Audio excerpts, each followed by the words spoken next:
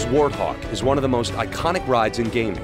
From the first glimpses of Halo Combat Evolved in 1999 to Halo Infinite's teaser in 2018, the Warthog has always been at Master Chief's side, ready to peel out on its all-wheel drive chassis to mow down the Covenant.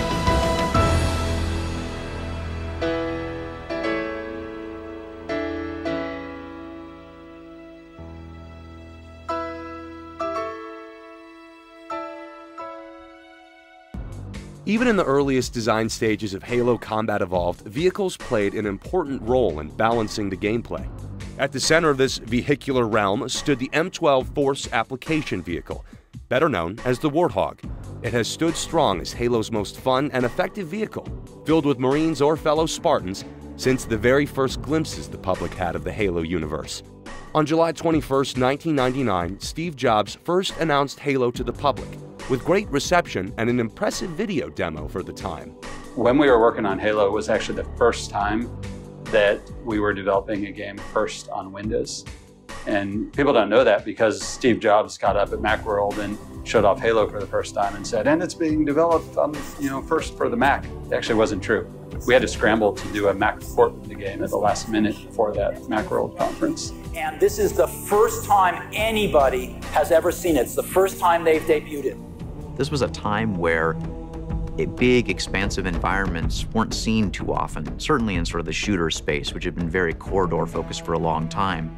If you remember the demo, it started off indoors, pretty typical, but right in the middle of the demo, we took you outside in that moment of transition, and the camera panned up to show you the sun and the vista. And I think at that point, everybody who was watching and afterwards realized, wait, this is a step change in what we expect from a typical shooter. The 1999 Macworld video demo was impressive, but it was just that, a video. After a second updated cinematic trailer at E3 in 2000, Bungie debuted its first playable demo at GameStop in 2001. It assumed the more recognizable first-person style Halo was known for, and appeared to be controlled in real time by Bungie veteran Joseph Staten. In the demo, a Banshee flies down the coastline and lands next to a lone Warthog. Chief then hops in the Hog and barrels down a sandy beach with a trusty Marine manning the turret. A large portion of the demo's gameplay was focused on driving the Hog through the expansive landscape. From the outset, Bungie knew how fun driving the Warthog felt, and they were quick to establish it as a cornerstone of the Halo experience. In the full release of Halo Combat Evolved, you first encounter the Warthog after crash landing on a mysterious ring-shaped planet. After a few skirmishes with the Covenant, a Pelican comes to your aid and drops an M12 Light Recon Warthog at your feet. After a brief controls prompt, you're free to embark across the open landscape and into the ancient Forerunner structures. Just something as simple as driving the Warthog on V30, which was fun. That was a defining game experience. The focus on vehicles wasn't present in a lot of the shooters of the time, and this original gameplay style was one of many reasons for the success of Halo with the launch of the original Xbox. Let me now unveil Xbox. 5, 4, 3, 2, 1. So when we're looking at kind of forecasts and how the marketing team and the sales team thought games would sell, Halo was somewhere down on the list. It was pretty bleak. I mean, people weren't sure it was going to make it. Frame rate was bad. Shooters, are they really going to work on console? But it definitely became the hallmark of the original Xbox.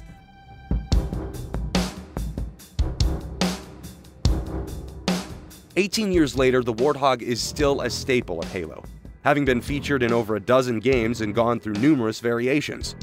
With so many different versions, the Warthog has somehow managed to maintain its core features and unique handling style. The most recognizable M12 variant, the Light Reconnaissance Vehicle, houses the iconic light anti-aircraft chain gun that tears through enemy ghosts and makes short work of light infantry. With a top speed of 78 miles per hour, the M12 Light Recon Hog is highly maneuverable with flexible suspension, making it the ideal transportation choice for Marines off-roading the Halo's uncharted lands. Able to be fueled by just water or, in emergencies, urine, the adaptability and effectiveness of the Hog make it the UNSC's #1 choice for small arms defense and ground transportation.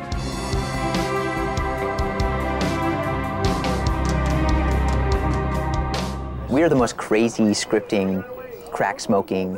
This would be so cool, damn the frame rate. Let's pound the code and make these crazy things happen. Oh, no. E3 demo from start to finish. This is our audio playground, which has evolved greatly since the last time. We now have virtually every surface in the game in these large rooms that allow us to kind of mess around and do what we want. If I turn on one more debug thing here, it'll actually show us just how many voices are in use for an event like this. So the screen is filled with the amount of sound calls we're getting. And what this is telling us right here is that we have about 17 or 18 voices in use when this chain gun is firing, and we can have 64 unique things happening in surround sound space at a time. So we're in good shape, I think. Ask me again in 2 months, and when I'm bloodshot eyes and I haven't bathed in 3 days, and I'll probably tell you something different. Each game in the series has managed to build on the original design from Halo CE, and almost countless versions have spawned throughout the years. Some of these include the M12G1 Gauss Hog, the M12A1 and M12R Rocket Hogs, the M831 Troop Transport Hog, and the Rally, Woodland, Tundra, Core, Urban, Oni, and sword-skinned M12B Hogs. Today, Halo 5's requisition packs contain numerous skins and versions of the Hog, but the M12 Light Recon vehicle has stood the test of time with its classic design and effective turret. Though the hands writing the code have changed, the numerous developers who've carefully modified the Hog in each Halo game have all shared a love for Chief's vehicle of choice. Hey Jason, explain to me why human beings would make a Jeep that big. I mean, look how big that is compared to Sergeant Johnson. Because it looks awesome. I did not know that the Warthog actually had like an internal like dash lights and crap. And so then like I'm flying around and I'm like, wait, what? Like there's actually like lights in here? No tires. Yeah. Because it is the Snow Hog. It is the Snow Hog. It has chains. No tires. It does not have chains. It doesn't? Studded, oh, sorry. Studded tires. No matter the battlefield, the Warthog enables team play, a deadly stream of bullets, and tactical insertions into enemy territory. Driving the Hog is just as fun as manning the turret, and any Halo fan could attest to the satisfaction of earning one of multiplayer's best medals, the Wheelman.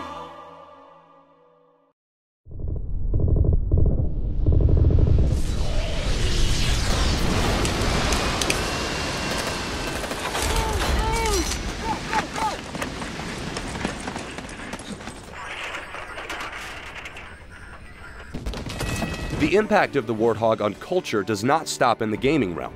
Studios and fans alike have crafted their own versions of the Hog with impressive accuracy. In 2007, Bungie, along with Neil Blomkamp and Weta Digital, produced a series of live-action shorts released as promotional material for Halo 3. These parties were also slated to create a live-action Halo movie produced by Peter Jackson, but the movie never came to be, falling apart in the developmental process. Jackson and Blomkamp famously created the successful sci-fi movie District 9 in its place. I'm just so much looking forward to being part of this experience of making the Halo film. We'll be using all of our state-of-the-art facilities at Weta Digital and Weta Workshop down here in New Zealand and helping to guide this film through to what I hope will be a really incredible, memorable cinematic experience. The 3 promotional shorts were released separately and eventually combined into one, titled Halo Landfall. The short film features a fully functional Warthog built by Weta Workshops, the prop makers and special effects artists for movies like Lord of the Rings, I, Robot, and Mad Max Fury Road. Weta's Warthog boasted 4-wheel drive, a rotating chain gun, and working airbags. During Bungie's promotion of Halo 3, they toured the Hog in various locations and famously crashed it on a parking lot test drive.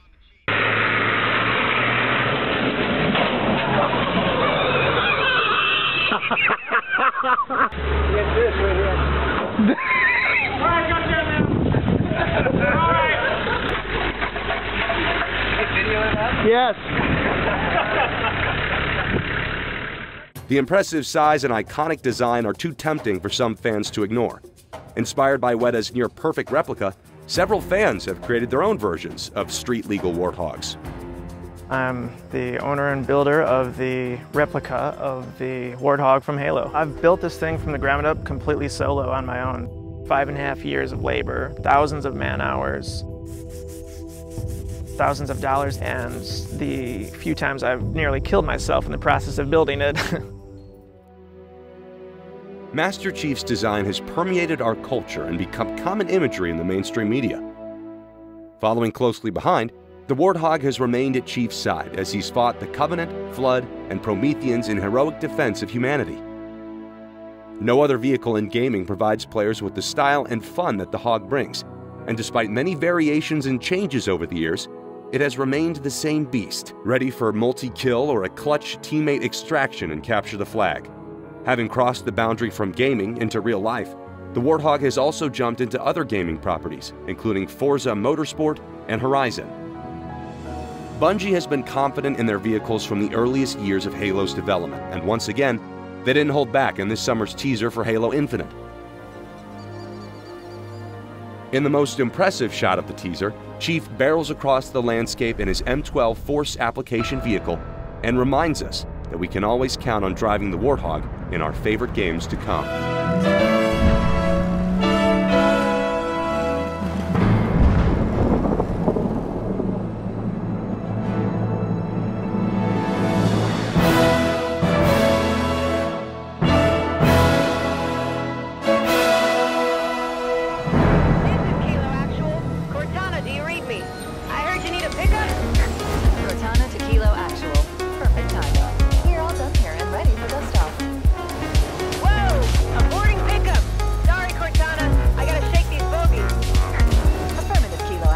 I'll scan for a new LZ.